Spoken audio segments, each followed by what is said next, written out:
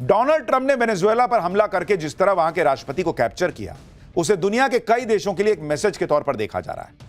जिस तरह अमेरिका की स्पेशल फोर्स ने चंद घंटे के ऑपरेशन में वेनेजुएला के राष्ट्रपति को उठाया, उसके बाद मुनीर और उसकी गोद में पल रहे दाऊद, हाफिज, मसूद अजहर जैसे आतंकी तनाव में होंगे। उन्हें भी डर सताने लगा होगा कि कहीं उनका हाल भी मादुरो जैसा ना हो जाए, उन्हें भी कहीं हाथों में हथकड़ी लगाकर भारत ना पहुंचा दिया जाए। और वेनेजुएला में ट्रंप के ऑपरेशन के बाद पाकिस्तान के लोग भी मान चुके हैं कि जिस तरह अमेरिका ने वेनेजुएला पर बारूद बरसाया, उसी तरह के हालात आने वाले वक्त में पाकिस्तान में भी देखने को मिल सकते हैं।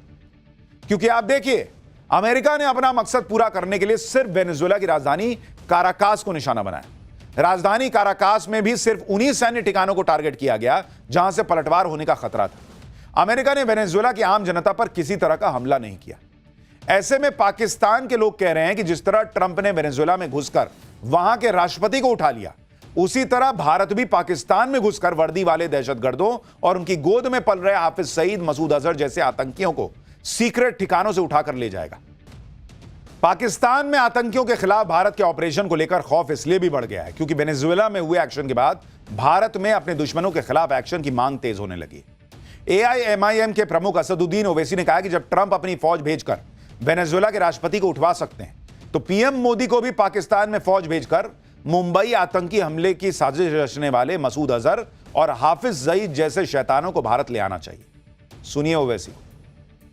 जब ट्रंप अपनी फौज को भिजाकर वेनेजुएला से कदमी को उठा सकता है, जब सऊदी अरब यमन में मुखल्ला के पोर्ट पर बमबारी कर सकता है, मोदी जी हम आपको कह रहे हैं, आप पाकिस्तान में भिजाकर जो मुंबई की सड़कों पर साजिश करने वाले 9/11 के जालिम लोग हैं, चाहे वो मसूद अजहर हो या फिर लश्कर तैयबा का वो जालिम शैतान हो, मोदी जी 56 इंच का सीना है तो भिजाकर उठाकर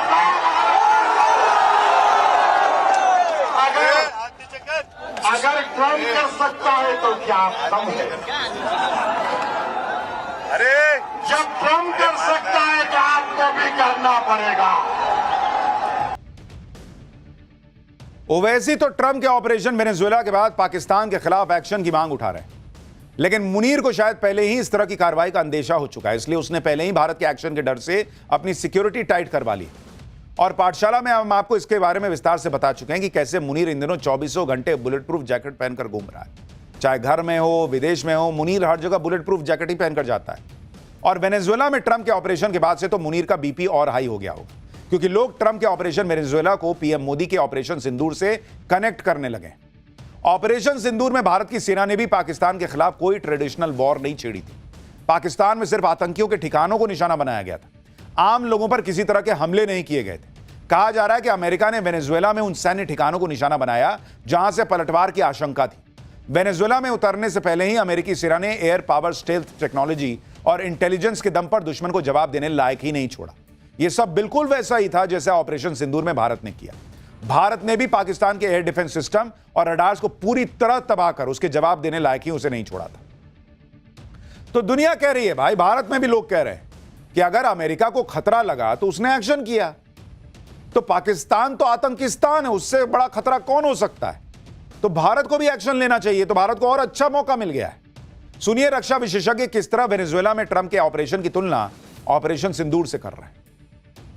ये जो S-300 surface to air missile है, ये चीन ने पाकिस्तान को सप्लाई किए थे।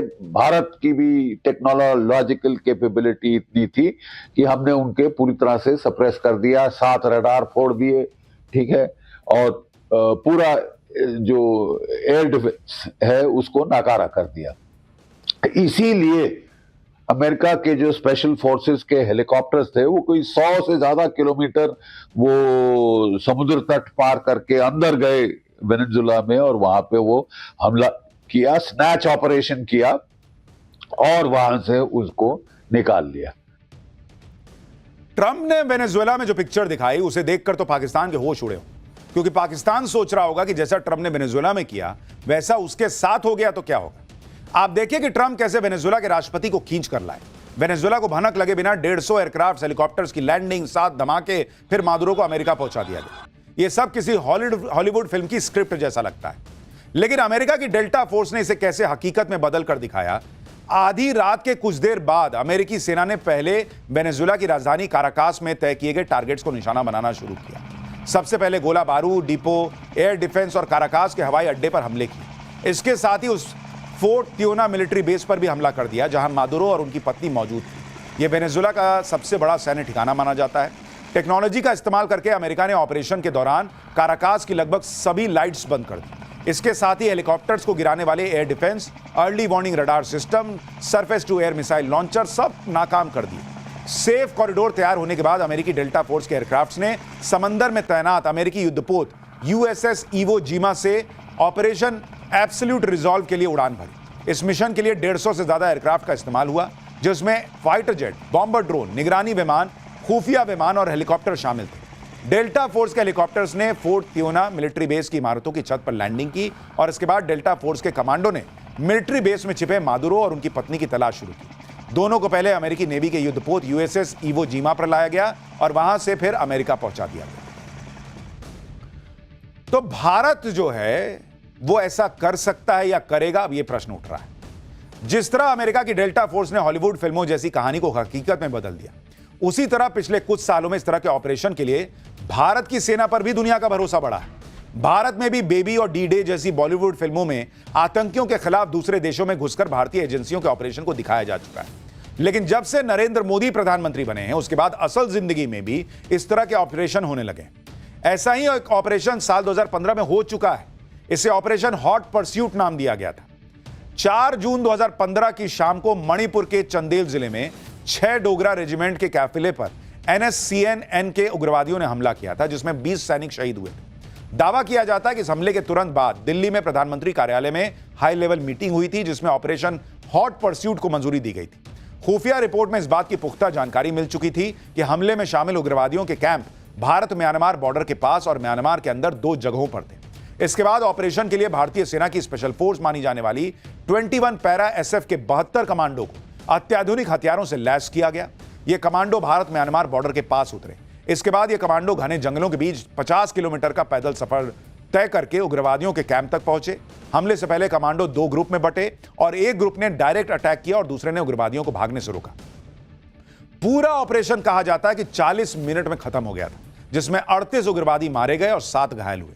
ऑपरेशन के दौरान मदद के लिए भारतीय वायुसेना के MI-17 हेलीकॉप्टर स्टैंड बाय पर रखे गए थे, ताकि जरूरत पड़ने पर सभी कमांडोज को निकाला जा सके। ऑपरेशन के बाद भारत ने म्यांमार की सरकार को इसकी जानकारी भी दी थी। इस ऑपरेशन का असर यह हुआ कि म्यांमार की सीमा से होने वाले उग्रवादी हमले करीब करीब खत्म हो गए। और कौन भूल सकता है कि भारत ने जिस तरीके से सर्जिकल स्ट्राइक की थी अंदर घुसकर, तो भारत कर तो सकता है।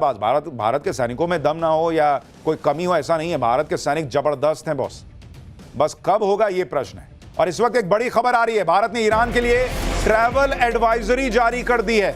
भारतीय नागरिकों को ईरान न जाने की सलाह दी गई है। जरूरी न होने पर ईरान मत जाइए, भारत की सरकार कह रही है।